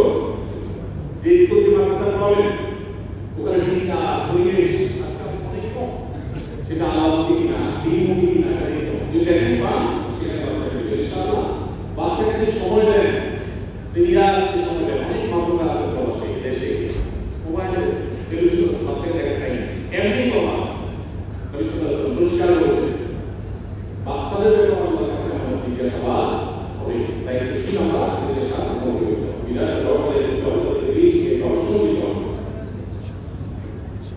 বর্তমানে প্রবাসী শিশুরা স্কুল বিশ্ববিদ্যালয় অন্যান্য মাধ্যমিক নিয়ে ইসলামী মনোভাব থেকে বিচ্যুত হচ্ছে, তাদেরকে দিনের প্রতি ভালোবাসা মর্যাদা শেখার সুযোগ করে যদি বললাম বাসা বাড়িতে দিনদারিতার চর্চা করা, নিজেরা খাই খাই না করে বাচ্চাদেরকে দিয়ে দিনদারিতা দান দক্ষিণা ব্যাপারে কষ্ট হতে হবে। ভালো পরিবেশ তাদেরকে দিতে হবে, যে পরিবেশে রাখলে তাদের মনোযোগ সন্ত্রজনকে ফলাই হবে, কারণ পরিবেশ দ্বারা বাচ্চারা সবচেয়ে বেশি প্রভাবিত হয়। প্রয়োজনে আপনি দেশ ছেড়ে চলে যাচ্ছেন যদি দেখেন এখানে আমার সামনে সব করা হয় সেই চেষ্টা করতে হবে। সেই সাথে আলাদা দোয়া করবেন দোয়া দিনা অত ইয়ারে না করা গাড়ি এখানে সন্তান মেয়ে আমরা যারা প্রবাসী কষ্টগুলো উপার্জন করি আমাদের মধ্যে টাকা ভাই বোনরা দাবি করে অংশীদার টাকা না নিলে পরিবারের ঝামেলা হয়, দাবি শরীর তবে বিদেশে আসলেন বাপের জমি বিক্রি করে তাহলে ওই টাকা দিয়ে জমি বিক্রি করলেন, আবার নিয়ে আসলেন ভালো টাকা বাপের শুরু করলেন। এরপর আল্লাহ যদি তৌফিক দান করে ভাই দাদা তারা কষ্টে থাকবে তাদেরকে একদিনকে আনবেন এটা নদী দেয়। এরপর যদি দেশের কোম্পানি মেহনত করে ভাই বোন ওরা সব সম্পদের ভাগ চাবে, বিদেশে যত মুসলমান এগুলো সম্পদের ভাগ আনতে হবে, এটা অন্যায় দেওয়া জন্য খরচ না। এবং এই অন্যায় আপনাদের ভাই বোন অনেক মা বাবাও করে মনে করেন না সব চলে যেতে পারবে না, তাদের দিকে খেয়াল রাখা দরকার। সাথে তাদের টাকা তাদের বাবা জমি এরপরে আরো যতটা পাবেন নবম হিসেবে দিবেন ভাই বোনকে মা বাবা, কিন্তু নিজের জন্য আলাদা থাকে অনেকে ভালো সাথে করবো আর আমাদের ভাই বোন সব একসাথে। এবার যখন টান দেয় তখন এবার তুলে দিতে থাকে, এই জন্য আগে আগে শরীর সবাই হিসাবে আলাদা আলাদা রাখবে, সব বাপের নামে সব ভাইয়ের নামে সব বইয়ের নামে ইসলাম মানে যেটা বাপকে দিয়ে বাপকে দিয়ে দিতে মানে বাইরে বাপ দিলে কিন্তু সব দিয়ে দিতে আপনাকে বলে এই মোটা মনে করে এরপরে চোখের পানি দেয়। পরিবার সদস্যদের সাথে টাকা বিষয়ে সচেতন তিনি জায়গায় ইসলামী উদ্দেশ্য করেন। টাকা বিষয়ে সচেতন একদম ক্লিয়ার টাকা বলছে যে এইভাবে পয়সা কিছু না আপনারা এখানে আসলে সব কিছু করে দিবেন, বাপের কাছে ভাইয়ের কাছে বোনের কাছে যাকে দিয়েছেন সব দিয়ে দেবেন। এরপর আরো অতিরিক্ত কারণ বেড়া বছরের সময় অতিরিক্ত দিলে সেটা জায়েজ নিজে থেকে দিলে প্রচুর দিতাম অতিরিক্ত দিলে এবং আল্লাহ আপনাকে সেই সব যারা খাবার আছে তাদেরকে পাবে নিজের মায়ের আমাদের সাহায্য করবে। কিন্তু এবারে এই না যে সারা জীবন দিয়ে দিতে হবে, বাকিটা দেখে নিতে হবে। এখন ভাই বোন বুঝে বোনের বোন বুঝে মা বাবা বোন বুঝে কোনো সমস্যা নয়, কারণ আপনি অনেক নিজের ইনকাম নিজের আলাদা রাখা ওইটা আপনার অবশ্যই তাদের দিকে জ্ঞান করবে সব দিকে কমে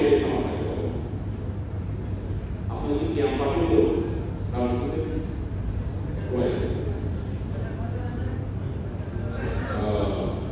প্রবাসে দেখা যায় অনেক মানুষ রাত জেগে থাকে দীর্ঘ ঘুমান ইসলাম দৃষ্টিতে এই গভীর কর্তব্য সঠিক বিরুদ্ধে প্রশ্ন চলে আসে। ইমাম সাহেবদের কিন্তু আলাদা মাসালা নেই, ইমাম সাহেবরা মুসলিম সাহেব মাসালা সবার জন্য সমান, রাত জেগে নিজে ঘুমানো ভালো জিনিস, খেলা সুন্না গভীর রাত পর্যন্ত জেগে থাকা আর সকালে বলো ধরে ঘুম 11টা পর্যন্ত সুন্নত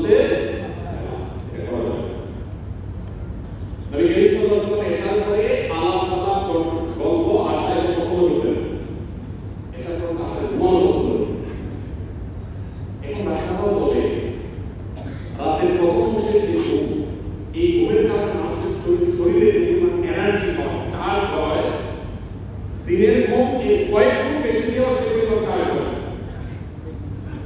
রাতের প্রথম অংশে চার্জ আপনার শরীরের ব্যাটারিতে 2 ঘন্টা করে দিতে চার্জ হবে, শেষের অংশে অর্ধেক পাওয়ার পরে 4 ঘন্টা ঘুমাইও সে চার্জ হয়, আবার দিনের 8 ঘন্টা ঘুমাইও ওই চার্জ রাতে 16 অংশে যত বেশি মানুষ ঘুমায় তত বেশি সুস্থ থাকে। পৃথিবীতে যারা উন্নতি করেছে, জাপানিরা, চাইনিজরা, আমেরিকানরা, ইউরোপিয়ানরা, যত দেশ উন্নতি করেছে, সব দেশের মধ্যে কমন কালচার থেকে তারা সুন্দরবন সবাই ছিল। সব দেশ সুন্দরবন ও রাতে জার্মানিতে দেখছিলাম, বদলনা করতে যাচ্ছিলাম দূরে গাড়ি, এই রাস্তা সিগন্যাল জ্যাম সিগন্যাল মাত্র ফজর আজান ও বেলা প্রচন্ড শীত, এর মধ্যে এখন বুঝছে না সবাই কাজ করছে, অবস্থা বুঝতে হয়ে গেছে, কারণ সুন্দরবন সব হয়ে গেছে।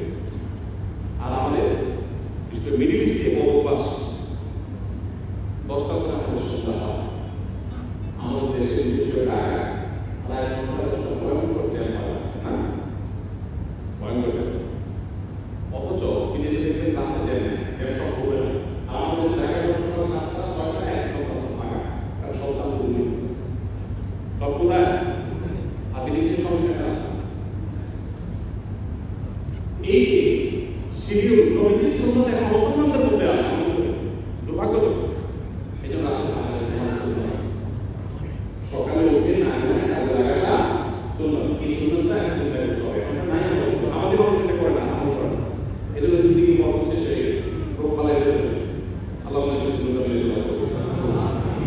প্রবাসী অনেকে বড় হোটেল বা রেস্টুরেন্টে চাকরি করতে গেলে মত পরিবেশন করতে হয়, এই অবস্থায় এমন চাকরি থাকা ইসলামের দৃষ্টিতে বৈধ। আপনি যদি চাকরি করতে গেলে হারাম কাজ করা লাগবে, সেই চাকরি করা কি না, সেই চাকরি হারাম। আল্লাহ বলছেন তাআওয়ানু আলাল বিররি ওয়াত তাকওয়া ওয়া লা তাআওয়ানু আলাল ইসমি ওয়াল উদওয়ান। পাওয়া মুসলমানদের কাছে এই কাজ করা যাবে না। একজন মৌকে সাথে খান নাই, আপনি শুধু ডাইরেক্ট দিচ্ছেন, আপনার গুনাহ। একজন খুন করছে, আপনি খুন করেন নাই, আপনি শুধু ছুরিটা দাঁড়ায় আগে দিচ্ছেন, দোষী হবে না? একই কথা, আপনি মত খান নাই, আগে দিচ্ছেন, গুনাহ। এখন বলবেন ভাই আমি করবো, বলুন হ্যাঁ হ্যাঁ চাকরি চাকরি পাবো না, তো না কেন চাকরি দেশে চলে দেশে চলে যাবে, আমার জানাতে যেতে হবে, আমি তো আগে কি করতে হবে জানাতে যেতে চাই। আল্লাহ আমাকে এই একগুলো করার মতো ইমানের শক্তি লাগবে, ইমানের শক্তি লাগবে। অতএব আরবের পরিবেশ থেকে এখানকার অনেক পরিবেশ খারাপ আছে, খারাপ করে নিবেন না, ভালো করে নিবেন। অনেকে আছে এখান থেকে খারাপ করে নিবেন, এখানে অনেক ভালো ভালো পরিবেশ, ভালোগুলো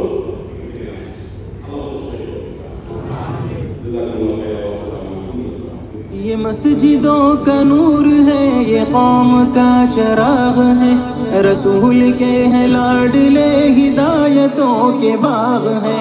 ये मस्जिदों का नूर है, ये कौम का चिराग है, रसूल के हैं लाडले हिदायतों के बाग है। इसे अपने दीन